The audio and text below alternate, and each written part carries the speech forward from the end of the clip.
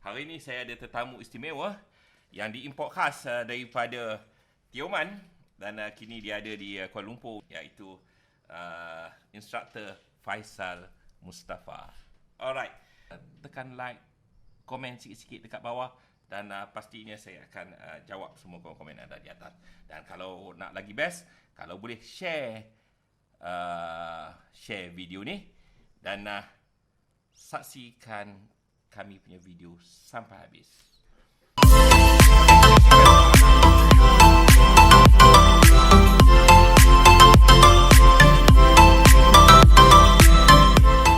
Okay, ni Faizal, so boleh cerita sikit you punya profession, apa yang you buat sekarang ni, Faizal? Sekarang ni melibatkan diri dalam secara sepenuh masa dalam scuba diving, um, dan sejak dalam 2 tahun saya menjadi profesional dan dari sekitar 2014 sebagai dive master, dan kemudian pada 2016 saya naik taraf sikit sebagai instruktor. Dan sekarang ni saya lebih banyak menumpukan dari aspek penjualan dan penjualan barang equipment dan juga servicing.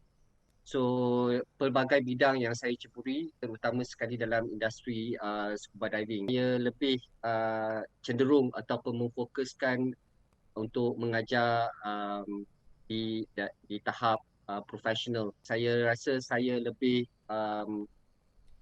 boleh menyumbangkan pengalaman saya untuk level yang sedemikian, juga dengan kelayakan yang saya ada lah. So untuk buat masa ni, terutama sekali apabila semasa musim PKP ni, saya banyak pada menulis blog tentang scuba diving, banyak memberi consultation dari aspek jenis barang, penjualan barang, dan juga tentang review barang-barang yang saya terima. Kalau misalnya tak ada PKP ni, masa during monsoon ni saya banyak mengajar swimming lesson lah untuk semua peringkat. Faizal, nak minta komen you sikit. Selalunya orang akan selalu kaitkan diving ni is aktiviti sukan yang bahaya, kan? Jadi boleh tak you bagi komen sikit, betul ke scuba diving ni bahaya? Betul ke risiko dia ni tinggi? Gue ni Faizal? Um, Kalau kita nak cakap pasal bahaya, banyak sport ataupun jenis sukan pun ada bahaya dia sendiri. Tetapi kalau kita lihat dalam scuba diving ni, bahaya dia adalah kerana kita tidak mempunyai pengetahuan. Scuba diving ni adalah mengikut standard-standard ataupun piawai yang telah ditetapkan oleh agensi masing-masing. Kebanyakan standard ataupun piawai yang telah ditetapkan adalah tidak banyak perbezaan. Banyak agensi yang ada wujud dalam negara kita juga, dan saya lihat tidak ada banyak perbezaan dari aspek penjagaan keselamatan untuk mengelakkan sebarang kemalangan ataupun kecemasan. Kalau kita bercakap tentang kemalangan ni, sport ataupun sukan-sukan yang lain juga ada bahaya dia. So dalam scuba diving ni memang kita tidak boleh nafikan bahawa ada bahaya dia. Tetapi apa yang lebih penting, yang paling penting dan utama dalam scuba diving ni adalah ialah pengetahuan dan ilmu tentang scuba diving itu sendiri. Maka kita dituntut untuk mengambil kursus-kursus di setiap bidang ataupun dipanggil continue education pada setiap level. Kedua, apa yang lebih penting tentang scuba diving ni untuk apabila kita menceburi ialah untuk mengetahui dan memahami tentang standard ataupun piawai dalam aktiviti tersebut.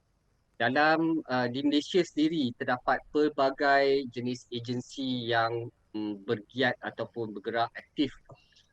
Um, Setiap agensi yang ada mempunyai standard-standard tertentu.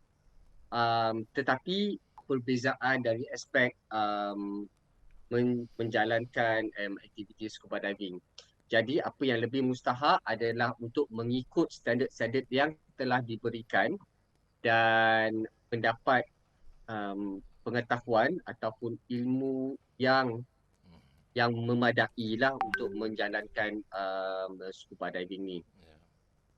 Ya betul tu Faizal. Faizal, kalau kita nak ikutkan, kita ada banyak aktiviti-aktiviti adventure yang dekat luar sana lah.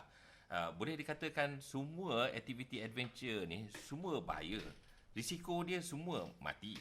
Kan? Betul tak Faizal? Kalau katalah kita pergi naik riding motosikal kan berkuasa tinggi, takkan kita nak bawa motor tu 30 km per jam. Paling-paling kurang mungkin kita bawa 80, 120, 180 kan. Jadi risiko dia ni kalau nak ikutkan lagi parah daripada kita punya risiko scuba diving. Betul tak Faizal? Betul tu. Sebab kalau bukannya riding aja, kalau kita buat aktiviti, kalau kita buat marathon pun ada yang tersungkur tiba-tiba jantung stop. So kalau kita lihat kadar kematian kita yang paling tinggi adalah berkaitan dengan jantung. So jantung akan menyerang kita apabila pada bila-bila masa.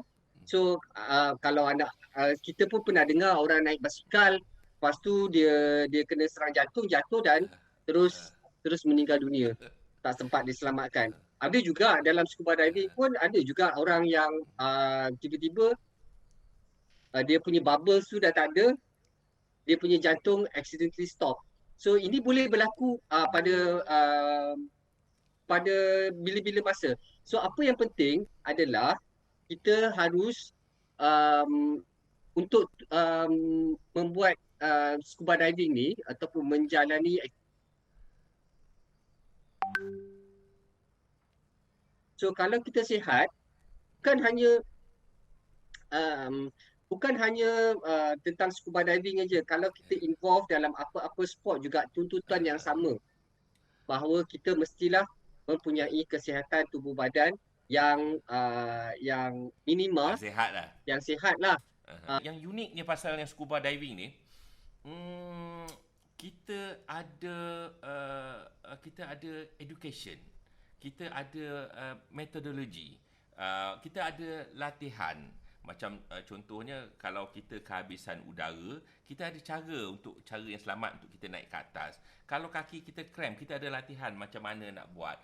Kalau kita jumpa kawan yang yang ada masalah, macam mana nak bantu. Dan kita ada course macam rescue diver, kalau macam mana kalau kawan habis udara macam mana nak share. Kita ada syllabus tu dan semua syllabus yang berkaitan dengan keselamatan tu ada dalam syllabus pembelajaran scuba diving kita. So kan, kalau kita nak bandingkan dengan lain-lain punya aktiviti, macam hiking, ada ke kita ada belajar syllabus tu? Saya rasa tak ada kot kan. Jadi yang tu yang kelebihan yang saya nampak kenapa scuba diving ni is salah satu salah satu latihan aktiviti yang yang ada syllabus dia dan syllabus dia tersusun. Dan macam mana komen Faizal pasal benda-benda yang I bagi tahu tadi? Disebabkan kita membuat aktiviti ni berada di satu tempat, bukan to say like confined, tapi di satu kawasan yang bukan untuk manusia, underwater.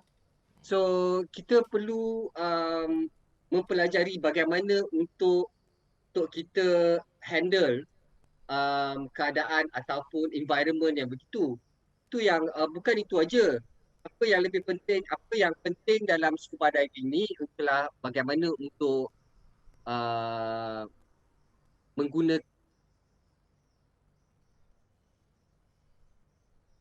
untuk mengawal kita punya buoyancy, bagaimana untuk bagaimana untuk mengawal buoyancy, bagaimana untuk bernafas di dalam air, bagaimana untuk handle dalam kecemasan, bagaimana kalau kawan kita handle dalam kecemasan, bagaimana kita sebagai buddy dia untuk membantu antara satu sama lain. So ini semua lepas tu orang akan cakap, oh susah lah macam tu, banyak sangat nak kena tahu. Dia bukannya masalah susah ataupun senang. Ini masalah sama juga kalau kita buat extreme sport yang lain.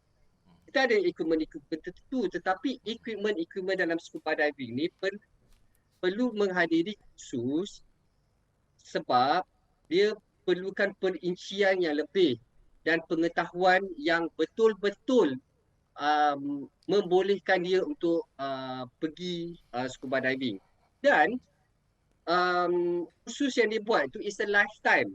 Kalau kita tak pergi ataupun tidak ada aktiviti scuba diving dalam masa 6 bulan, kita hanya dituntut untuk membuat refresher. Dalam PADI tu dipanggil reactivate.